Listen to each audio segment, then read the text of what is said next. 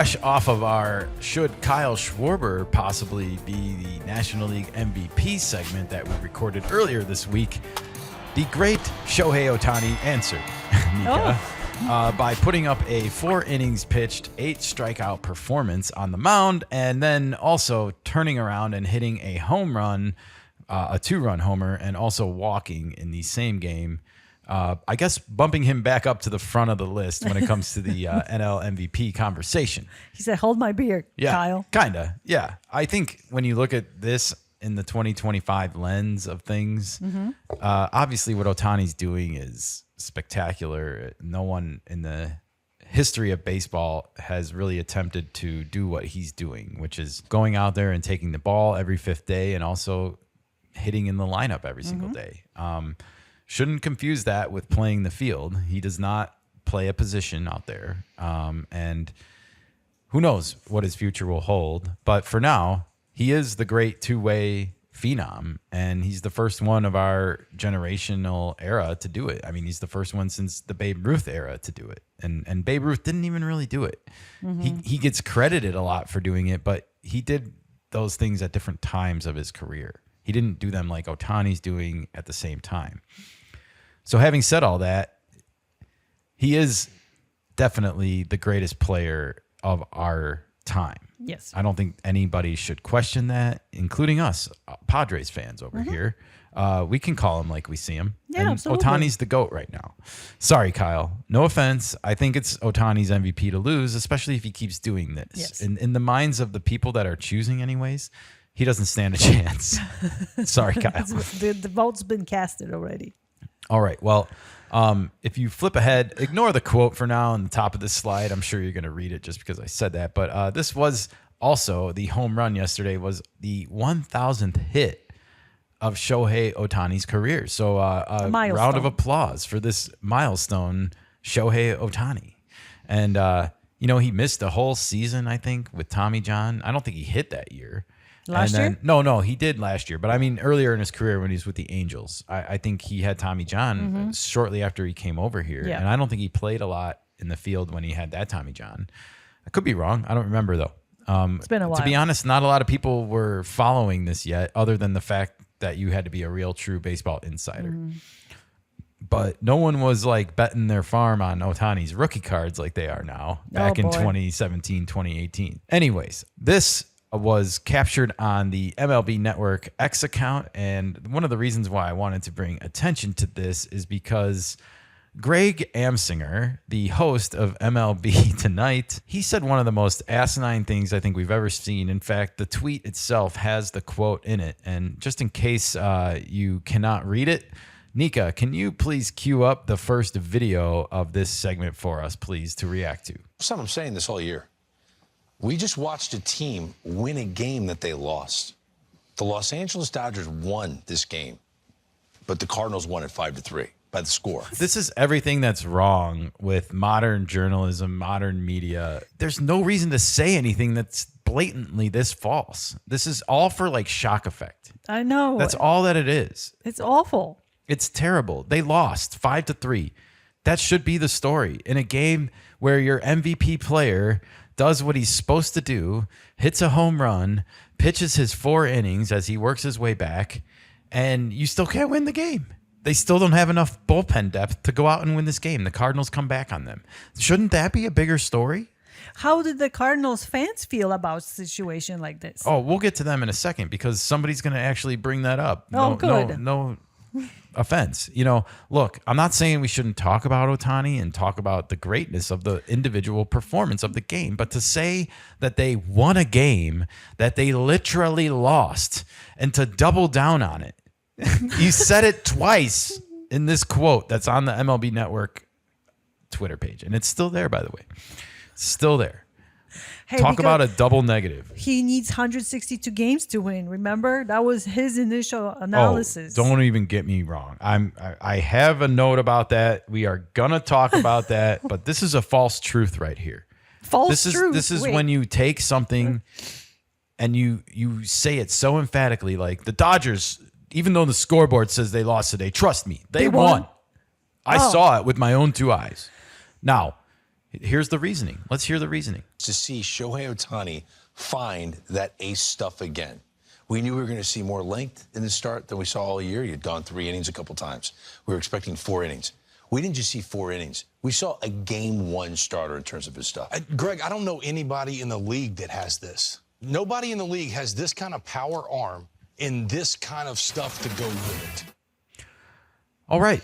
So that was the end of it. According to MLB Tonight, to the establishment analysts, this was a win for the Dodgers because Ohtani pitched great. So in other words, you're telling me he played like he was supposed to? He lived up to his potential? He did what Shohei Ohtani does, which is he pitched great and he hit a home run and a walk. Wow. And I mean, talk about lowering the bar. They didn't win this game, dude. They did not. This should actually be looked at in the opposite lens, right? This should be considered a big loss in a game where your best player goes out and pitches lights out and leaves with a lead. You cannot hold it. I know. And instead, they're glazing him. And I'm not saying he doesn't deserve the glaze. I'm just saying the team losing is a bigger story than this. The game is won by a team, not by individual. And that is getting lost in here. It's not a tennis match. Then you have one player against another player. This is a team against another team. He's part of a team with great stats, with great capabilities, but he's part of a team. You brought up a great point. Greg Amsinger had the Dodgers at 125 wins this year in the preseason. You can go and look it up. I have the video clip. If you can't find it, just DM us or leave a message. Where's that video? I'll make a whole segment about it. Trust me. He said it out loud. He said the Dodgers are going to win 125 games this year. He said it just like that.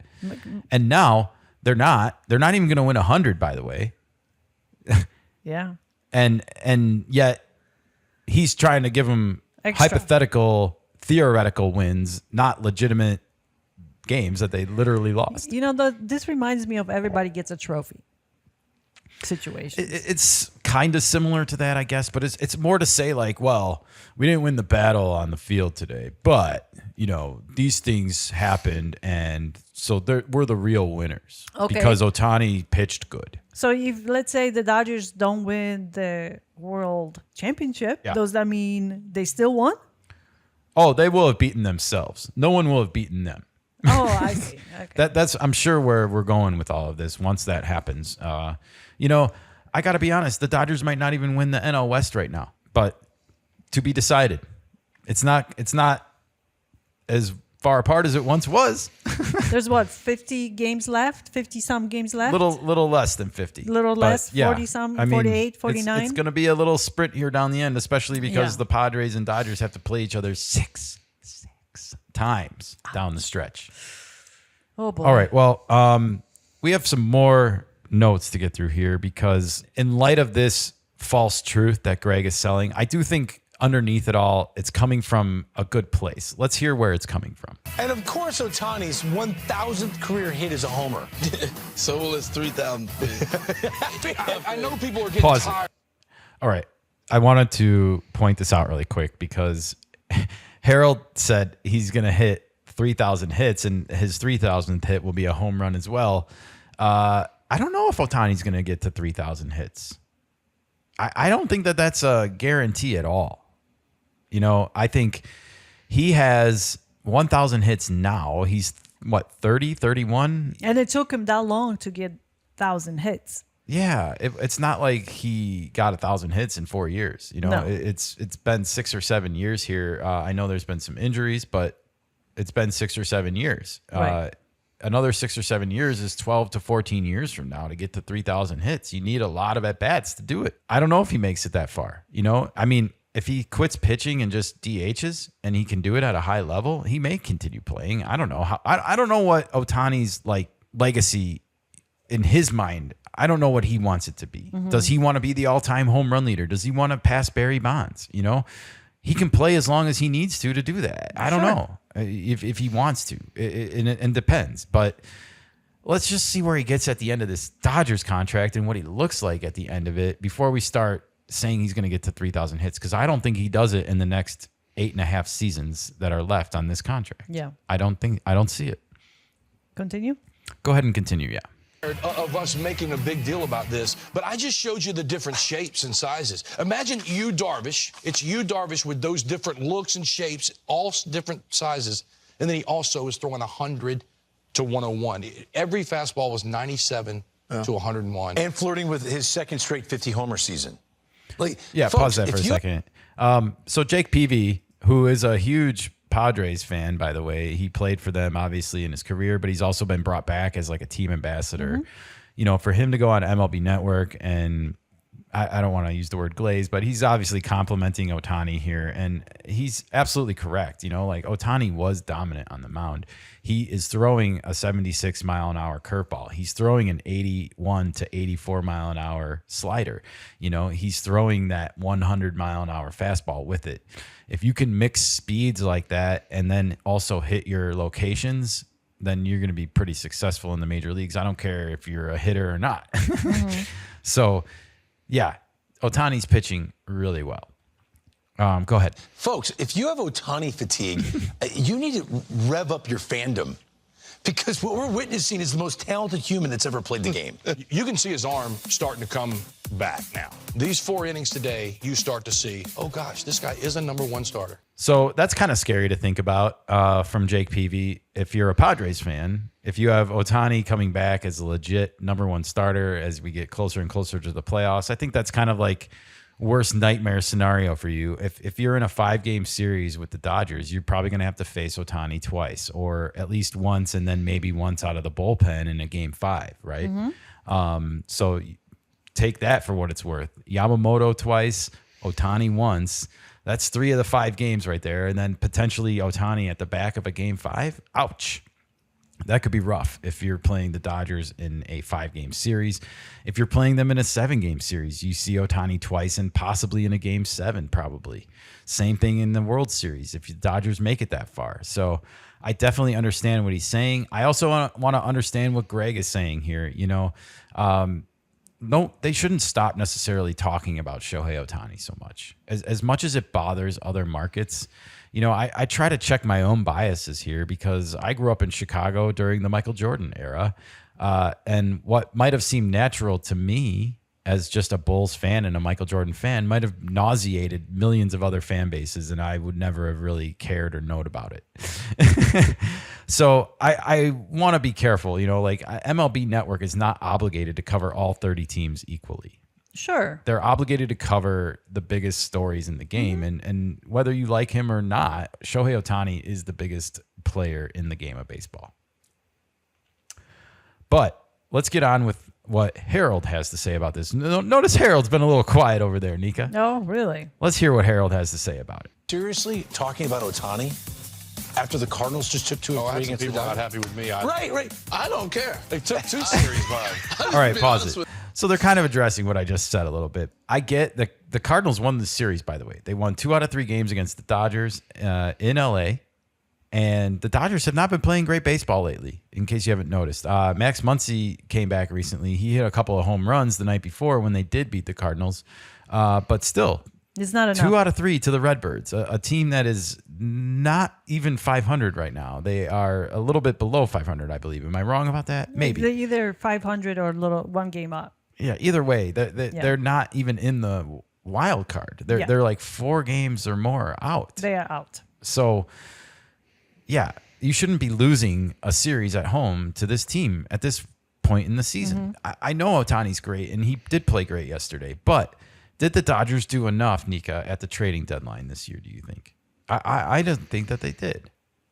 Maybe they couldn't.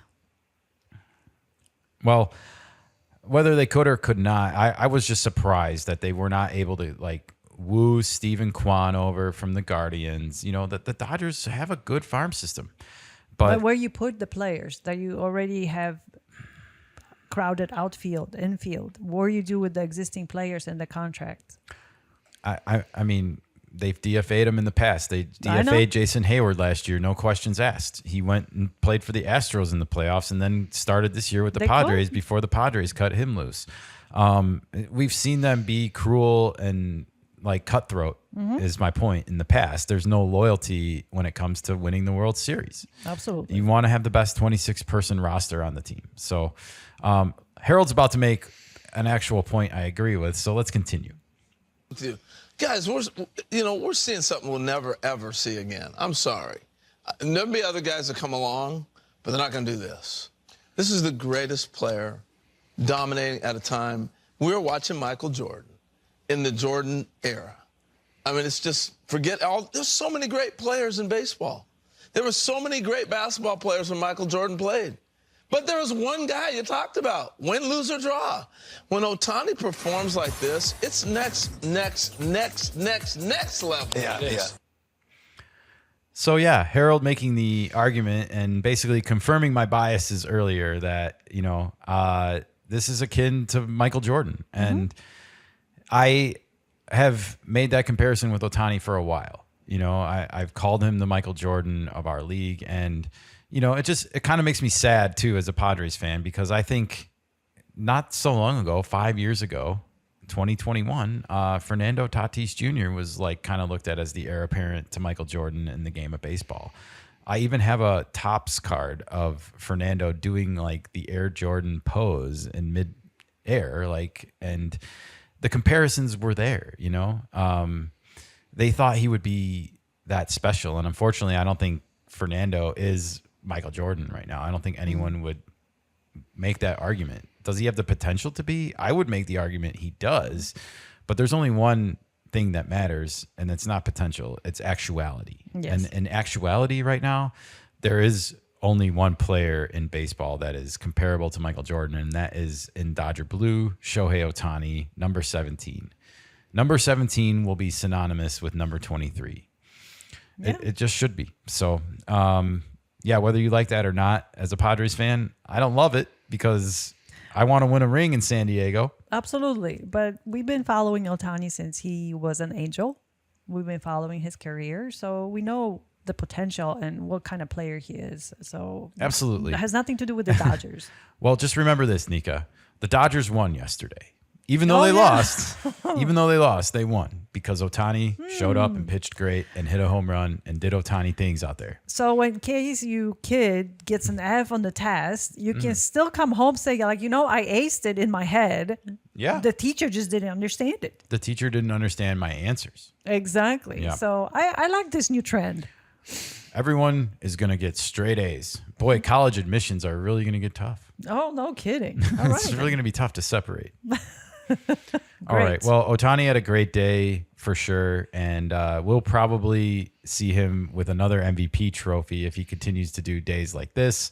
But in the meantime, we're going to see if the Dodgers can win the division, let alone get back into the World Series this year.